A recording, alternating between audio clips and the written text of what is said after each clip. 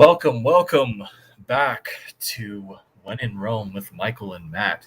I am your host, Michael Oden, creator and founder of Nine Realms Publishing and writer of such books as Elysian Fields, The Embrace, Judex, and more. And my co-host here this evening is, of course, the great Matt Krotz. Go on ahead and introduce yourself to the crowd, Matt. Hey guys, Matt Krotz here. You may have seen me trolling Doug TenNapel on Twitter this week. And I'm just gearing up, just the final prep stages, getting the spare room ready for fulfillment for Kyrie 3. So I'm excited about that.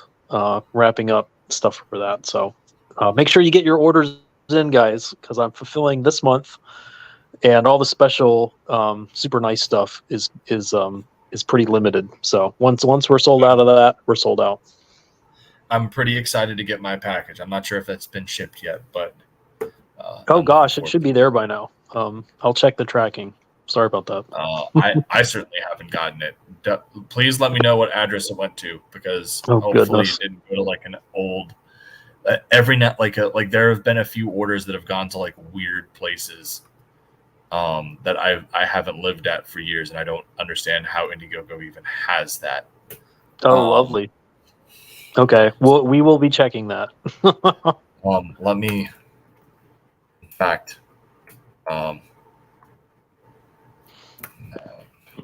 yeah. Well, what I'm going to do real quick is I am going to check and see, because this will be very. We're doing it live. Right.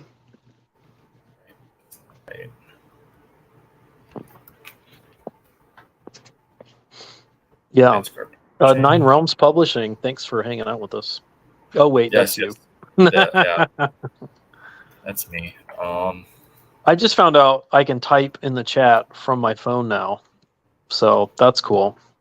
You weren't able to do that before this week, so that's a neat addition. Thank you. It's expected tomorrow. Okay. Oh, good. Okay. All right.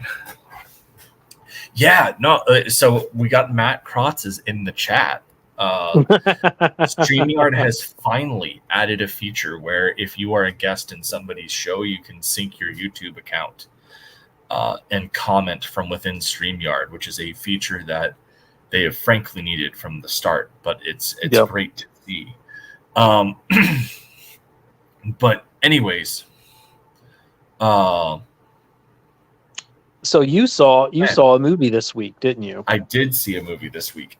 So, it was 4th of July weekend. My son, his best friend, and his dad wanted to go check out a movie. Initially, we were going to see Across the Spider-Verse, but everyone had already seen it. So they ended up getting us tickets, and we went and saw Indiana Jones 5. Now, I realize that this is a movie a lot of people are talking about right now in terms of dunking on it. I personally did not hate it. I did not think it was nearly as bad as what a lot of people are saying. I don't think it's amazing. Okay. I definitely think it clears Crystal Skull. That's not See, a high everyone's bar. saying it's better than Crystal Skull, and I think Crystal Skull is watchable. I think it's got some fun Spielbergian scenes. I like the greasers and. Yeah, I mean, it's a bad movie. It's not a good movie. But there are a lot of things that work in the film. There are a lot of things that don't, and probably the biggest thing that doesn't work, for me anyway, is probably one of the most important elements of the movie in its focus on the Siege of Syracuse. So what we're going to do today is I've got the Punic Sicilian War, the Siege of Syracuse by the Invicta channel, which we'll watch and kind of chat about as we're going through. Invicta is a great channel, so there's not going to be any real hate. It's more just going to be us kind of elaborating on specific points, and I can even tie it back to the movie. But that'll be fun. The big thing that really doesn't work about the movie is, and it's really a shame because like past Indiana Jones is they like they're not obviously not like historically accurate, but there's a level of authenticity in the history that they play with, that makes you feel like they actually did a solid amount of research. That's There neat. were there were a lot of things that they just kind of throw into the script. Like there's this whole plot element where Archimedes has allegedly written his clue on where to find the second half of this dial uh, in a coded text, and the two codes that it could possibly be are noted in the film as Polybius or Linear B. Um, Oh, weird. They just said that? Like, yeah, and one's a language and one's a author. yeah, like, and that was what, like, I'm a classicist, and Matt obviously is as well. And like the first thing that came to mind is like Polybius isn't a code. Polybius is an author, most notably who wrote about the Punic Wars, which is what this is a part of. Like the siege of Syracuse is part of, I think, it's like an interim war between the first and second Punic War. It happens in 215 BC.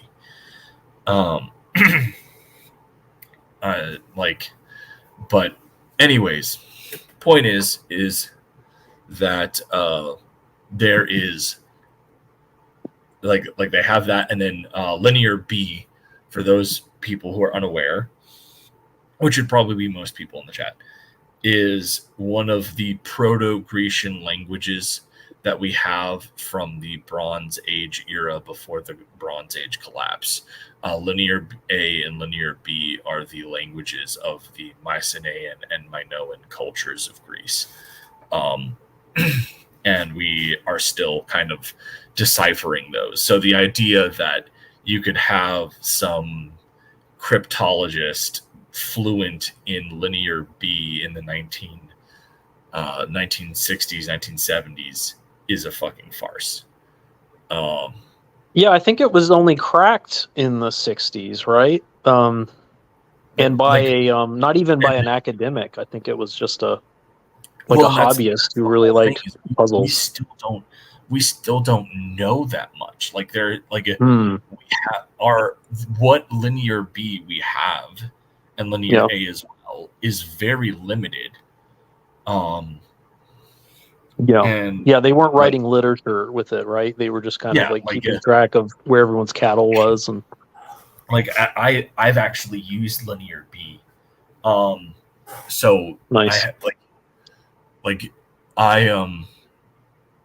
I have one of the projects that I've been working on for a while is a historiographic retelling of the Trojan War called Promachoi. And for the logo, I actually took the Linear B character for armor or warrior, and I used that. I put it on I turned it into like a metallic looking thing and use it as the backdrop for Promachoi, because it looks like a set of armor. So, you can see the pictographic roots of that language, right? That script. But that's the whole point, is like talking about how these are like codex languages, Polybius and Linear B, and I'm like, you guys didn't even bother doing research. That's sad. Anybody has a bachelor's degree in history. Well, no, Polybius is a writer, and Linear B is one of the Proto-Grecian dialects that we don't even know. Like we haven't fully ciphered. So that's funny. So which one did they go with? Which one? It turns out to be Polybius is what the language is written in, and I'm like, this is so dumb. But like another big thing that they present in the movie is they're talking about centurions and stuff like that, and I'm just like, the Roman legion at this point in time is like, and they're depicting these Roman legion, like these Roman centurions in like the High Republic era, like the fall of the Republic going into like the Caesarian, Pompeian civil wars and what have you. Like these are very clearly post-Marian soldiers. That's sad. And I'm like, that's not what any of these guys would look like. On top of that, you're not even talking about a legion that has the concept of centuria yet, right? Like these are the manipular legions of the Punic Wars that are broken down into the groups of, you have your Triarii, your Equites, some javelin throwers. Yeah, I'm trying to remember, but effectively, what it was like, the javelin throwers and everything were the people from like the plebeian or proletariat class that couldn't afford anything, so like they're just hurling sticks and stones, and then you had like the next group up, which were like the middle class people, right? And then you had the principes. So the triarii are the spear throwers. Like those are the guys that are up in the front that are like the poor people. Then you have the principes, which were like the nobility and what have you. And then there was the equites, which were like the noble veterans on that were like cavalry, right? And like that's how the Roman legion is at this point in time, and they're a citizen soldier army. I've got my Carthago Delenda-esque background here, with Ryan Gosling and like a Lorica Hamada and feathered Monteforn. Why am I blanking on it? Montefiorno helmet. Oh, that's cool. I never knew what they were called. But yeah, pretty distinctive. I had to very Bronze Age. As a Roman history guy, that's my thing. But that's a Montefiorno helmet, with the feathered with like a feathered plume. So you'd either have that, or you'd have a if you were like, you would see this very frequently in the principes and equites soldiers, wearing the Etrusco-Corinthian style helmet, which is like a blend of like like the Roman helmet and the Greek Corinthian helmet. Like the portion of the helmet that's at the brim is it juts out in a point, and it's gotten etched in Corinthian style with like the nose piece and everything like that, but it's not actually coming over the guy's face. It's designed into the helmet as like engraved, so that it can maintain that kind of style, but have the comfort of having the Corinthian at the back of the head, which is what most hoplites did when they were at rest. But the point is that the Romans that fight at the Battle of Syracuse are not, these well-equipped, provisioned by the state military that is portrayed in the movie. They are citizen soldiers that are corralled to serve the Republic during a time of need. This is going on through the period of the Punic War. But anyways, it's interesting with like just one note about historical accuracy in these like popcorn flicks. It's interesting that like it's important for historical fiction, I think, to like signal. There's like terminology that I think sounds historically accurate. Like you want to signal these words like Archimedes and stuff But if you're gonna Yeah. if you're gonna signal Archimedes to the audience, uh, that I mean, there's trade-offs with that because now you're gonna have to start talking about a time. I guess they went to Roman history that doesn't look like most audiences are used to Roman history, looking like. So that you have to say, are we gonna, we gonna talk about an obscure person? So we lose that opportunity to like say a really cool word that people have heard, but show it like, but historically it fits the time period that people are aware of, so we can signal the visual accuracy, and satisfy their expectations visually? Or do we signal the words and then kind of hope that they come along and enjoy uh, seeing something that they're not used to seeing?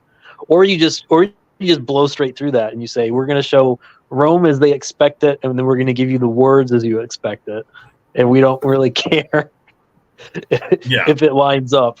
I don't know. You're the first person I've heard to point that out, so maybe it's best. Heaven forbid that we It's one of those don't things where always it's do like, historical accurate stuff. it's one of those things that if you don't like, if it's not something that it's not going to be something that you notice or nitpick. Yeah. But like that's the thing, is it's like, I feel like previous Indiana Jones films have actually gone out of their way to bring some level of authenticity to the atmosphere of things. Yeah, they have. Especially in design. Hmm.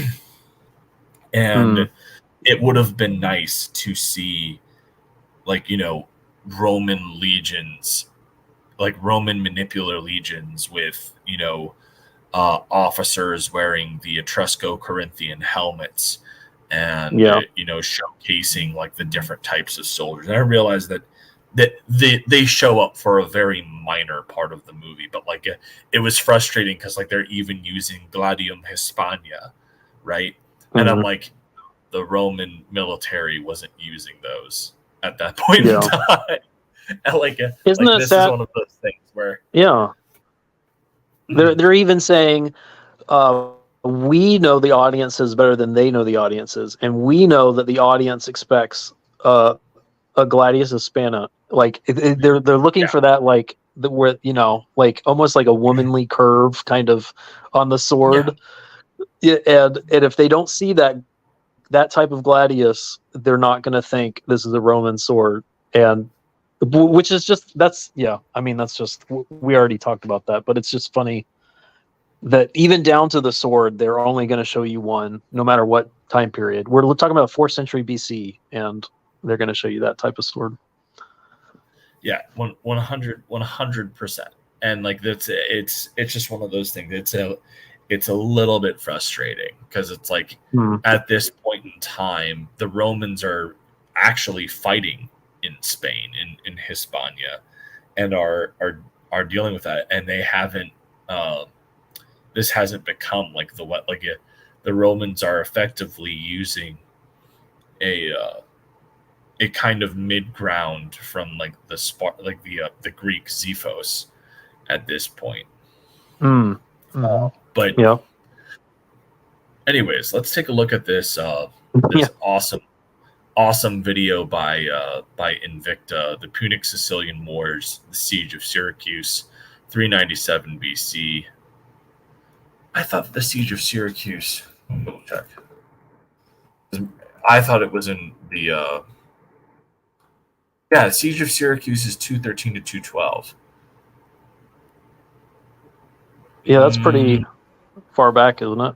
for for like an I used to inter-Punic believe war. that asking for help or going to therapy was a sign. We're gonna close out of that. So,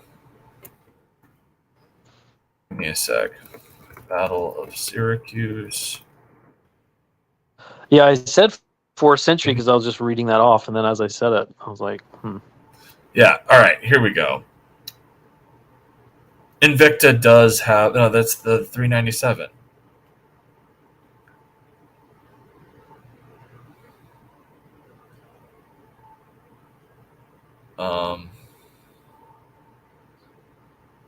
Maybe that's a different thing. I don't know. Oh no, that's the Carthaginian siege of Syracuse. That's why. Okay. All right. Here's another decent channel. They use Rome Total War engine, I think. So hopefully we don't get copyright struck. If we do, oh well. We'll figure it out. But so we've got Defying the Might of Rome, the Staggering Siege of Syracuse from 213 to 212 BCE. War and Creative Assembly for sponsoring this video.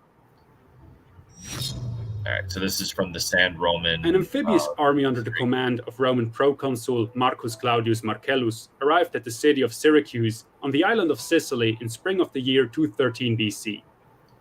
The arrival of this Roman army marked the beginning of a struggle characterized by factional. So as I said, these are the what you're seeing here right now is this guy right here over in the top right is using the helmet looks to be styled as an Etrusco Corinthian, but then you're seeing the Montefiorno helmets with the feathered plume going back as well. Amphibious operations, questionable military decision-making, and intricate siege weapons created by the ancient inventor and mathematician Archimedes. The Siege of Syracuse was part of the Second Punic War, a war this is actually some pretty solid art. Struggled for supremacy in the West community, from Italy to Iberia, from North Africa to the islands of Sicily and Sardinia. Because reconstructing events from antiquity is a little bit trickier compared to other time periods we covered on this channel, we will provide some primary sources on the bottom right-hand corner. All right, so these ships are supposed to be, I think at this point, whereas we're talking about the Punic Wars, I want to say that the Carthaginians were using quinquiremes, right? 5 rows of oars. It's kind of hard to tell in this drawing, and they might have just done a standard trireme for the sake of ease. But the Carthaginian navy had developed quinquireme ships, which had 5 rows of oars as opposed to 3. And it had allowed them naval dominance. I think a while back we had done the oversimplified Punic Wars video, and they talked about the development of the corvus, which you actually saw in one of the pieces of art earlier, which was effectively a large wooden structure that was on a swivel that has like a massive hook on it that they would effectively slam down onto an enemy ship, and it would turn a naval battle into a land battle on sea. Oh, in fact, that's them boarding with a corvus right there. I'm an idiot. I just couldn't tell because the coloring on this, the line work is very good, but the coloring is a little bit flat. Yeah, getting out our artistic bout here, but like they're coming across to board the other ship in standard fashion off of across the corvus. So, or corvus if we're going to be pronouncing it with the proper Latin. Of the screen, so you can check where we got our information from. Without further ado, this is how contemporary historiography tells the story of the staggering siege of Syracuse. Very dramatic. The plentiful islands of Corsica, Sardinia, and Sicily were conquered by the Roman Republic in the First Punic War. These were the first territories won by the Republic outside the Italian peninsula. Sicily, in particular, was strategically crucial because of its proximity to Italy and as a potential bridgehead for military expeditions into North Africa. However, not all of... It should also be noted that Sicily has been kind of at the forefront of Grecian and Phoenician colonization since early antiquity. Syracuse itself is a Greek city. It's a Greek colony. And while Sicily has its proximity to the Italian peninsula, culturally it's definitely more Greek than it is Etrusco-Italian. Sicily was under direct Roman control. The official Roman province of Sicily stretched over the west and the north of the island, but the small kingdom of Syracuse nominally retained control of southeastern Sicily. According to the historian John Briscoe, its king, Hiero II, was on friendly terms with Rome, and his loyalty to the expanding republic had been unwavering for almost 50 years after the Romans had conquered the majority of Sicily. In 219 BC, however, the political balance in the Mediterranean changed. In eastern Spain, the Carthaginian general Hannibal Barcas sacked the town of Saguntum, a place that was under Roman protection. In 218 BC, the Carthaginian attack was promptly followed by a Roman. And here we go. We're going into the declaration of war for the Second Punic War and Hannibal Barca coming onto the scene. But before we continue any further, we've got a Crazy Mad in the chat. Hello. Yeah, hey, buddy. We got some people. Hello. He says, "Hey, Odin." The G is silent. Do I have that banner running? I was supposed to have that banner running. Yeah, not today. Give me a sec. I'll make sure that's at the. I've got a. Where is that?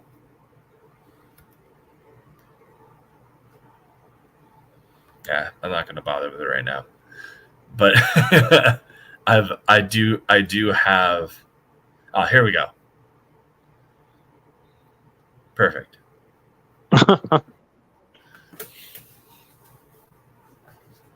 So, in case Mo Biggs shows up, I doubt he will, but Roman declaration of war against Carthage. The bold Carthaginian leader Hannibal, however, got the Romans on the wrong foot with his famous march through Gaul and over the Alps. Although Beautiful the cold, depiction of snowy, crossing the icy Alps. frost of the mountain paths claimed many lives of both men and beasts, Hannibal still arrived in Gallia Cisalpina, that is, northern Italy. So for people who don't speak Italian or anything like that, Gallia Cisalpina is Cisalpine Gaul. What kind of Ricky Dinky operation are you running, Odin? I don't know. A fun one, I guess. I don't know. Hey, the banner, he eventually found the banner, so. Yes. With a strong fighting force. He won crushing victories at the battles of Trebia and Lake Trasimene. In the well-known battle of Lake Trasimene, Hannibal's army ambushed and trapped the Romans on the northern shore of the lake and wiped them out almost entirely. For the next few months, but it's no Hannibal's Cannae. army continued marching south. In 216 BC, it There you arrived go. at Cannae, where the largest force Rome had. I wonder why he's calling it Canny. I've never heard it pronounced that way. I've always heard it pronounced Cannae, but who knows? Maybe I'm wrong. I frequently am. ever assembled was awaiting them. In another brilliantly fought battle, Hannibal lured the Romans into a trap. He let his center retreat slowly, so that the ever-advancing Roman infantry. This is the most well-known and documented example of a successful double envelopment on battlefield, which is incredibly rare. Doing a single envelopment is a difficult enough maneuver on the battlefield, but the ability to maneuver troops and create a double envelopment on a battlefield in antiquity is nothing short of strategic brilliance. And I mean, Hannibal Barca is probably one of the greatest military commanders to have ever lived, just based off of what he accomplished at Cannae alone. Suddenly found itself in a semicircle fighting against their enemies on 3 sides. They were slaughtered, while at the same time the Carthaginian cavalry drove off the Roman horsemen on the flanks. I don't know if you would have the Romans talking about Roman cavalry like that was a thing is kind of disingenuous. And on top of that, notice these Romans are wearing what are called Boeotian helmets. They're very common in the Macedonian cavalry. I don't know how common they were with the Romans at this point in time. I could be wrong, but I don't think so. I think that you'd see far more of it, like especially since the Romans that would be riding horses would be from the upper nobility. You'd see like very fancy and ornate Etrusco-Corinthian style helmets to display their military prowess and social status. Up to this day, this is the primary example for the so-called double envelopment tactic when it's taught at military schools all around the world. Yep. After this victory, Hannibal continued his march through Italy. In the face of this there were not many elephants left by Cannae. There were some, but not many. Carthaginian storm, some of Rome's Italian allies defected to him.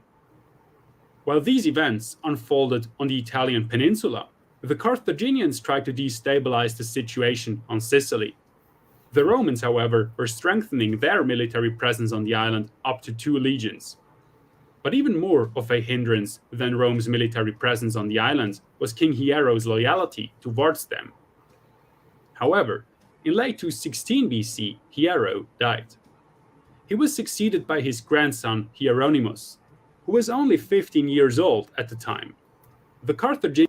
That's always the way it goes. Is a kingdom is toppled whenever they get some sort of young idiot on the throne. The Romans had Honorius and his chickens, and Syracuse has this guy. Crazy Matt's got a great point. Yeah.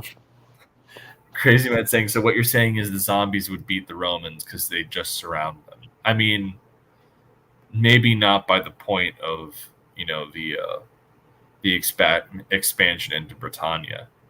By that point, the Roman strategy had the way legions fought and were deployed. Pardon me, it's been a long day. But like the way that they fought and were deployed by that point is very different. I do know what you're trying to do, Crazy Matt, and I'm not going to reveal any secrets on this stream. But well, can I ask you? Could you reveal any secrets about Indiana Jones? Are you seeing anything so far that was referenced in the movie? No, because right now this video is doing what it should. It's establishing the just talking about the war, the background, and establishing the setting for how the siege is going to come to be. The movie mainly focuses on Archimedes and his role in the siege, and focuses on a invention of Archimedes where he allegedly used this dial to mathematically predict fissures in time. Yes, so Crazy Man, you missed the intro into this show where I talked about I was out with my son's best friend and his dad, and we were going to see a movie, and we had initially planned on seeing Across the Spider-Verse, but since everyone had already seen it, they got tickets for Dial of Destiny. And I had started off by saying that it's not as bad as people are saying, but it's not it's definitely got its problems. But the big thing for me is the impetus of the film is driven by the Dial of Destiny. I wouldn't say I missed it, but I wasn't here. Yeah, that's fair. But point is that they're all talking. Like the whole point of it is rooted in the whole siege of Syracuse, and that gave me the idea to kind of talk about it tonight. Because there were some stuff that they did in the movie that, as a classical historian, made me like shudder. So you're telling us that that Archimedes invented like a time machine or time manipulator to help get out to break the siege? So like in the movie, what effectively it is that the Dial of Destiny is allegedly a device that hold on. Sorry. Crazy Matt, are you calling Odin during stream? Somebody else.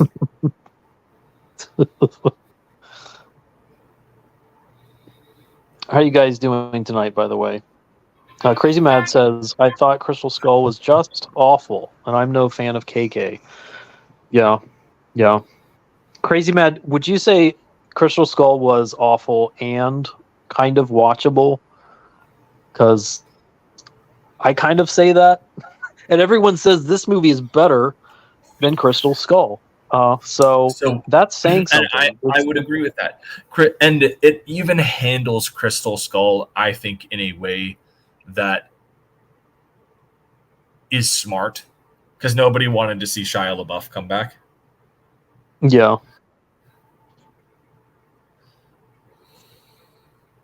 Yeah, seems that way. But anyways, I'm definitely. I don't think Crystal Skull is watchable. No, like I saw it once in theaters, and I have never seen it again. Minority opinion here. No desire. It's pretty bad.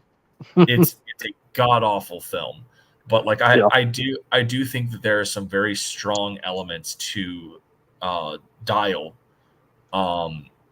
and it has some parallels to Last Crusade, in my opinion. It feels a very similar kind of movie. I don't think it's as good. Like I don't think it's as good as Last Crusade, and like I am one of those weird people where Last Crusade is my favorite Indiana Jones movie. Objectively, I know that that's not the case. But it was the first. You're in good company. That's fair. Yeah, like it was the first Indiana Jones movie I remember watching, and I loved the final act of it, and it has, outside of the main Indiana Jones theme, it has some of the best scores of any of those films, in my opinion. Yeah, John Williams really at the peak of his prowess in the mid to late 80s.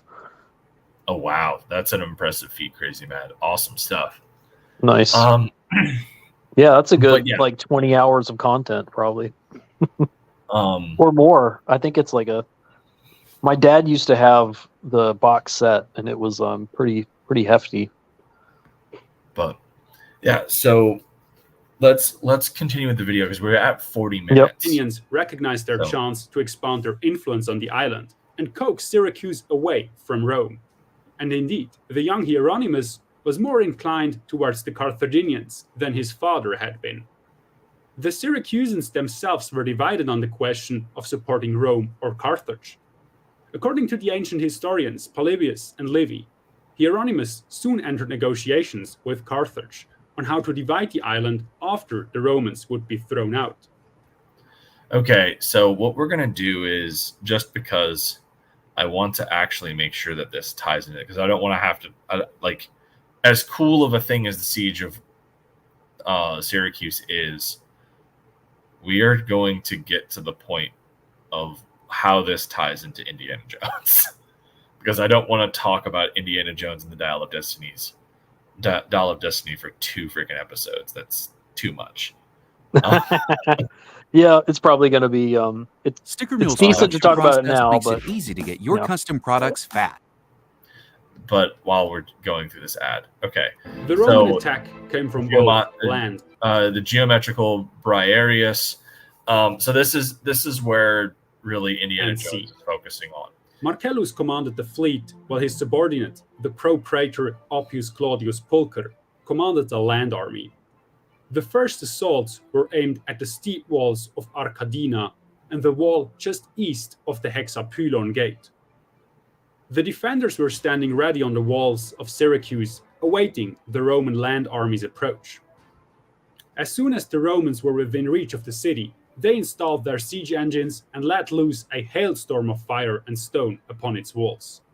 Then they advanced under mobile cover with ladders and tried to scale the defenses. I'd agree But with no that. matter what they did, or how often they tried, they were always repelled. Such Meanwhile, is life. Marcellus was attacking the fortress with 60 ships from the sea. These ships were quinqueremes, manned with archers, slingers, and javelin throwers, who shot at the defenders on the walls. This forced the defenders to take cover, so that the so-called sambukai, huge ladders mounted on 2 ships, could be deployed. Once the ships came close to the walls, men on pulleys tried to lower the ladders so that the soldiers on the ships could scale the wall. In some cases, as the ancient historian Appian informs us, those ladders were allegedly mounted in between 2 siege towers, which were shooting projectiles, or were even Get to the equipped cool with a part battering with the ram. wall. Despite all efforts, the attackers branded against the city walls in God, vain. you are boring. Responsible for the unlikely success of the Syracusan defenders in the face of an exhausting Roman effort was a man who is famous even Yeah, here we today. go. This man was a kinsman of the Syracusan kings Hiero and Hieronymus, but he is famous for being a mathematician and scientist, and an engineer who had prepared the city against the pending attacks. This man was Archimedes of Syracuse. His role is emphasized in Polybius's, Plutarch's, and Livy's accounts, especially. All 3 of them did on the city's walls and consisted of a crane-like arm from which a large metal grappling hook was suspended. When it was dropped onto a ship, the arm would swing upwards and All right, so this guy's taking too long, and this is a very good and informative video. And if we weren't at like 44 minutes into the stream, I wouldn't be.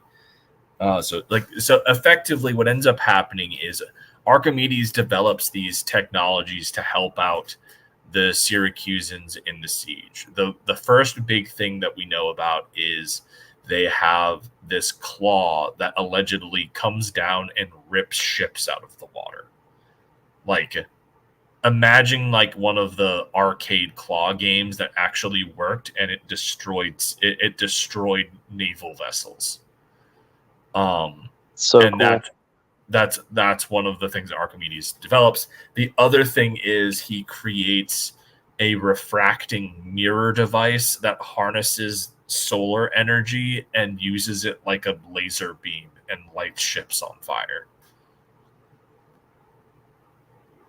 So brilliant. Imagine like being at war in that period and in seeing like almost like godlike like feats of technological marvels happening like in the middle of a battle. You're just like, I have no idea what's happening.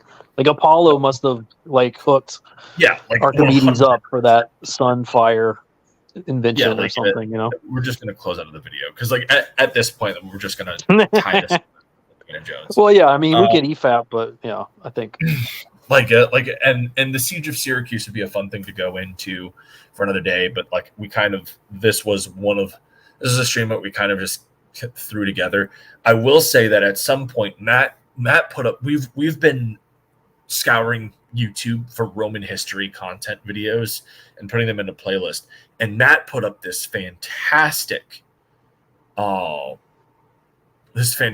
video about Roman automatons. oh yeah, it's yeah, like yeah. we're definitely Talking about the going to- robots of antiquity. It's kind of a spicy like title, that's but- going to be something that we're going to have to like plan out, and that's going to be like that the video is like an hour and 10 minutes. So like we're going to have to plan out like that's going to be a series of us watching that and kind of commenting and reacting to it. And hopefully we don't get copyright struck, because I think that's like an official licensed video. So there's probably going to be some crap. sort of I'll try to find a better one. She's like talked to Google and stuff about this, so maybe that's like, more. I want to try it. If we get copyright struck, fine, we'll move on. But it is a phenomenal video. I just finished it. Awesome. I want to say last Friday.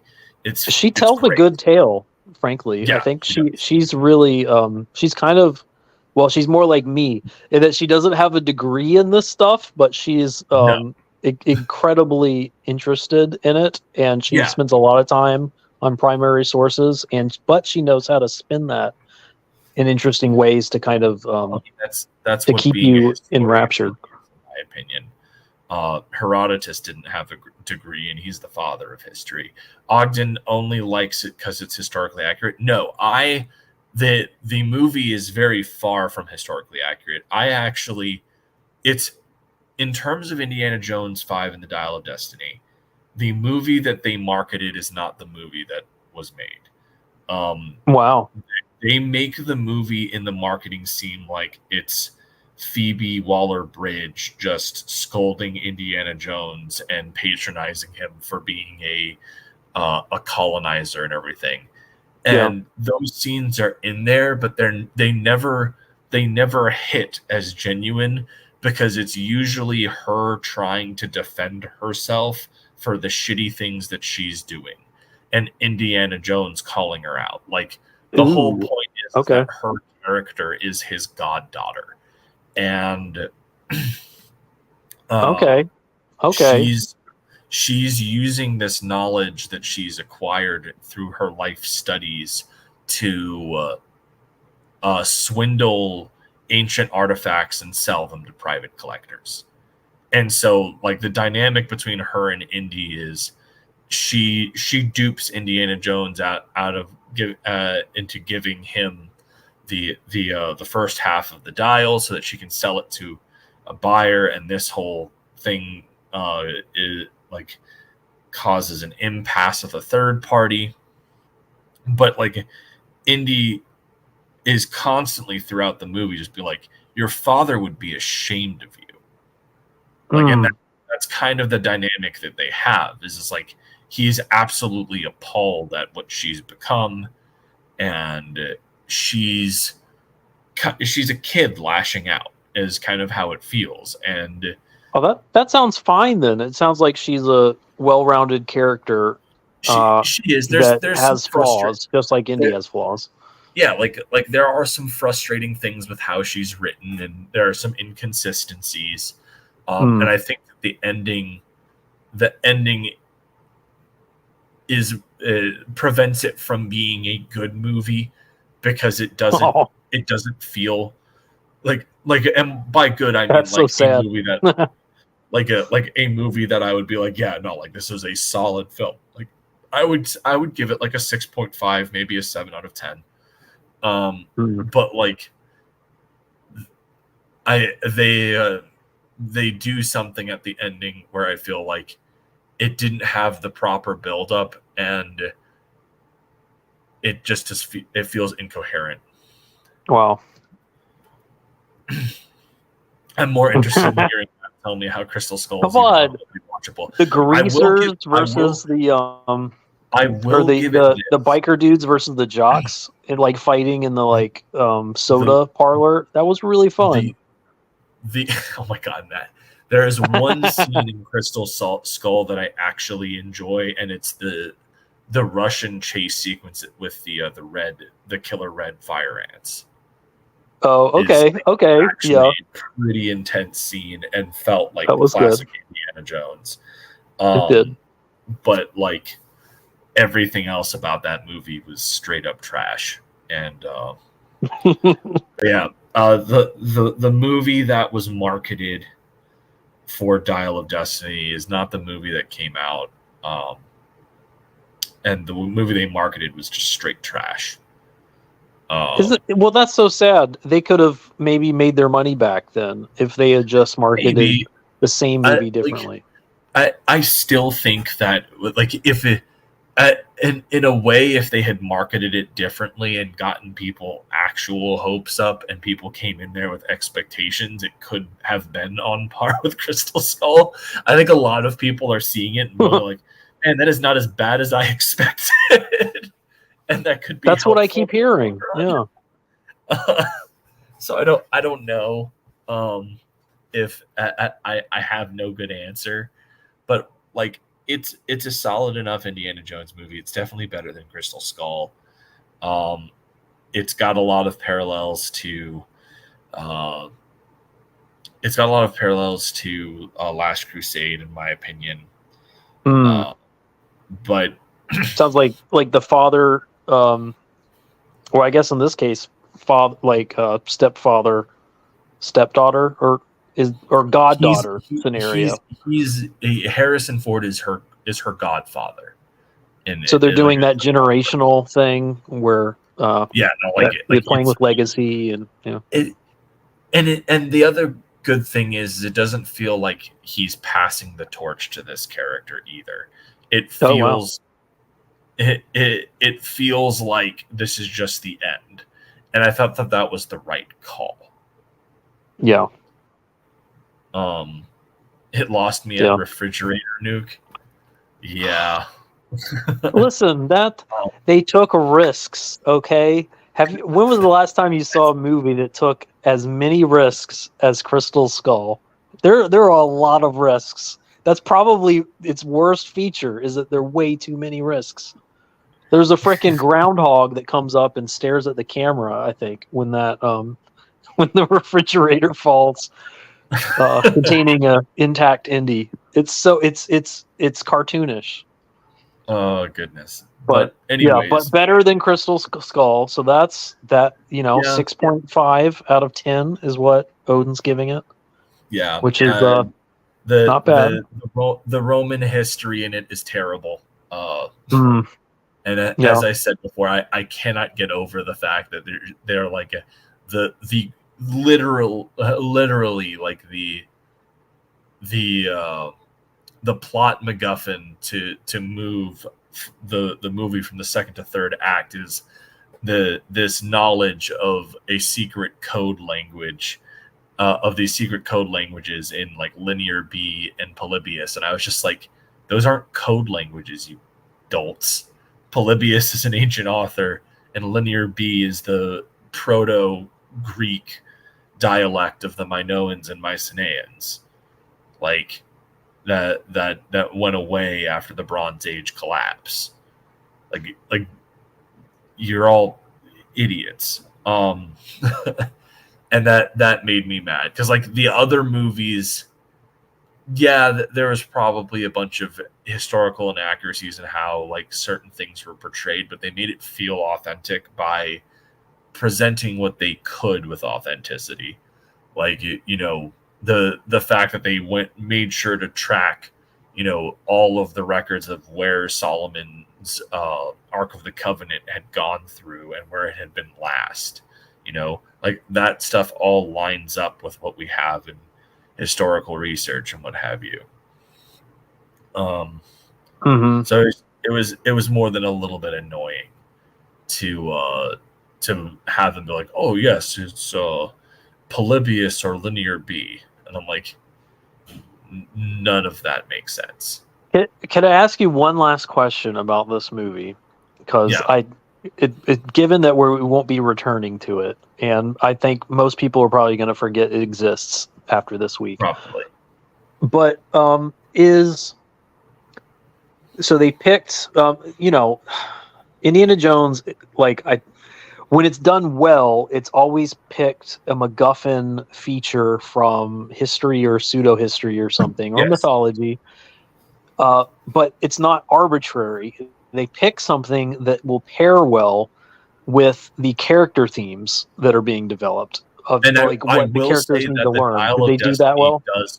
Yes. No, I will say that the Dial of Destiny does that well. The way that, and again, this goes into the way that they marketed it was dumb, because the way that they market it is like, oh, they're going to use the dial to go back in time, and you're going to see Indy back in his prime, and all of that was red herring bullshit. That's not how it goes at all. Good. Like, so no multiverse of Indiana Jones or something? No, it was it. All of the young Indiana Jones stuff happens in the first 5 to 10 minutes of the movie. It's you can't even really call it a flashback. It's the movie starts back when he's young, and then it goes forward and he's old, and things have happened. I think it might be worth seeing just for the opening 10 minutes. Like the movie, I think, is worth seeing. I don't know if I'd pay full price, but if you went to like a pre-matinee show that's like $9, I wouldn't mind paying that again. Like it was definitely worth seeing. I'm not going to pay like $30 to go see it, but no IMAX it was showing. Definitely entertaining enough. That's a decent endorsement. I'm glad you saw it, and I'm glad you could give us a fair appraisal, because I'm probably going to go see it now, thanks to you. Yeah, like I thought it was like and there are a lot of people talking about, oh, well, Indiana Jones doesn't act like Indiana Jones. Like, well, Indiana Jones is played by Harrison Ford, who is in his 80s, and he shouldn't be acting the way that Indiana Jones acted when he was in his late 20s, early 30s, and early 40s. Is he supposed to be like romancing Phoebe, exactly halfway through the movie? Like the guy's been through a lot by this point in the franchise, and what made me happy is they don't make him a pessimistic, curmudgeon-y old man. He's still at heart Indiana Jones. Good. The amount of times that he says this belongs in a museum, I lost track. But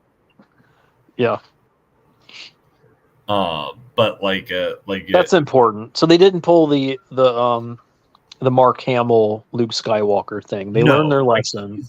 He's still at heart, I think, the same Indiana Jones. He's definitely a bit broken because of things that have happened, both mentally and physically, and because of things that have happened in his life. Between, his body has been through hell. The amount of times he's been shot, almost run over, slammed into walls from high speeding vehicles. The guy's body is not in the greatest shape. So he's not going to be, jumping. He's not going to be a parkour master or anything like that. He's very much, he takes his time, and he's they even make joke. They made a really great joke about it, I think, at one point, where he and Phoebe are climbing up this mountain, and she goes, What's taking you so long? Is look, I'm 80 years old. I have I've been shot 9 times. I have plates in my legs. I'm trying to figure out what I'm doing, scaling up a mountain right now. Leave me be. I will get there when I get there. And I was think, that's fair. Yeah, it sounds like they did a lot that was fair, and honestly, when you see some of these Phoebe scenes and you think she sounds like a jerk of a character, it sounds like the movie gives you room to judge her as a jerk of a character. It sounds like Indiana is judging her too. So that's okay. They don't do the typical thing where they try to be like, oh, well, she's right. In fact, it's a very major plot point of the movie that she's wrong. And Indy is trying to clean up her mess. And a very big part of the movie is her coming to terms with the fact that she's wrong and having to accept that. That's good. That's good. That's what we want from female characters, right? We want We don't want these like cut out, poster children for particular ideologies. We want them to have strengths and weaknesses, and struggle through the same kind of trials, and earn some sort of growth that we're seeing. Maybe you shouldn't have ran across the top of a moving train when you were younger. And it was, like that's the whole point. Like I've heard people even complain about this. Why is Phoebe Waller-Bridge this character? Why is she, making Indy look like a chump and how she's moving? And I'm like, well, she's a woman in her physical prime versus an 80-year-old man whose body's falling apart from 40 years of adventuring and receiving God knows how many injuries and surgeries from bullet wounds. I guarantee you the cartilage in his knees is just gone. The amount of time that he's just fallen from high spaces and shit. He's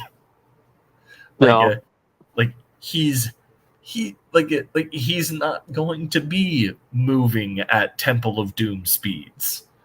Okay. So what people are really saying is they wish they had given Shia LaBeouf another chance, and he could have taken the mantle, and then he'd be punching Phoebe Waller-Bridge right back.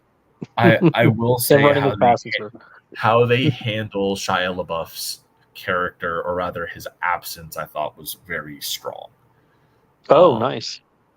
I thought that was actually really good. There have been some people that have complained about that and what have you. I'm like, no, I think that it's a great way to get rid of that. It's a great way to deal with the character without having to do much jumping through hoops. And they dealt with Marion, I hear, in some way. Yes and no. Like I honestly felt with how they handled Marion was like the weakest part of the movie. Like I'm glad.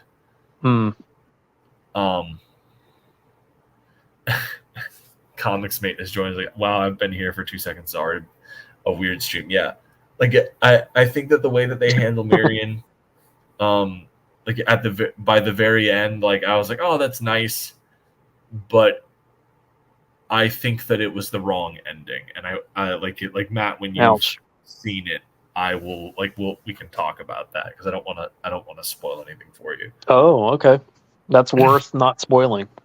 Well, thank you for that assessment. I'm trying not to spoil much of the movie at all, outside of talking about the problems with the history side of like the depiction of the siege of Syracuse and the problem-solving method of trying to figure out the mystery of the dial using these codes in Polybius and Linear B just don't make sense. Like this isn't me going into like a deep dive on what works in the movie and what doesn't. I just wanted to focus on these historical elements that have to do with Roman history. Sure. Yeah. But and anyways, I know Crazy Matt is waiting. You can't wait to go see it. So yeah, of course. He's thanking you already in the chat that you didn't spoil the plot. Well, you can actually go back and just rewatch. Like I kind of went off about a few things earlier in regards to I like not being particularly crazy about like Hollywood does this shit all the time, so it wasn't as big of a deal with like showcasing the Romans in like a late Republic era military attire when the siege of Syracuse happens during the Second Punic War and the Marian reforms are over 60 years away. So it's like no, that's not how that works. But like I a lot of the stuff that I really didn't like were things like the whole impetus of moving from the second and third act was the knowledge of these two alleged codes of Polybius and Linear B, and As I've stated multiple times at this point, Polybius is a ancient historical writer, and Linear B is the Proto-Greek language of the Bronze Age prior to the Bronze Age collapse, primarily used by the Mycenaeans and Minoans. And don't forget Braveheart. I like the movie Braveheart. It is historically inaccurate as all hell. But anyways, we have been going on for an hour, so thank you guys so much for joining us, even though the majority of you didn't get here until the last 15, 20 minutes. It's all good. Oh, we're used to that. Party is still at the party. We just entertain each other for the first 45. That's how we do it here. But anyways, thank you guys so much for coming out. It's always a blast doing one at home. Next week is going to be interesting because I will be in Hawaii. Fantastic. So we're going to have to juggle the time zones. We might not be able to do the show realistically. Or I stay up very late, I guess. Yeah. I'm not starting again. I've got other stuff I've got to take care of. Gene. But anyways, thank you guys so much for coming to hang out. We will catch you next time on When in Rome with Michael and Matt. And we will not be talking about Indiana Jones again next week. So you guys have a good night. And don't forget, the G is silent.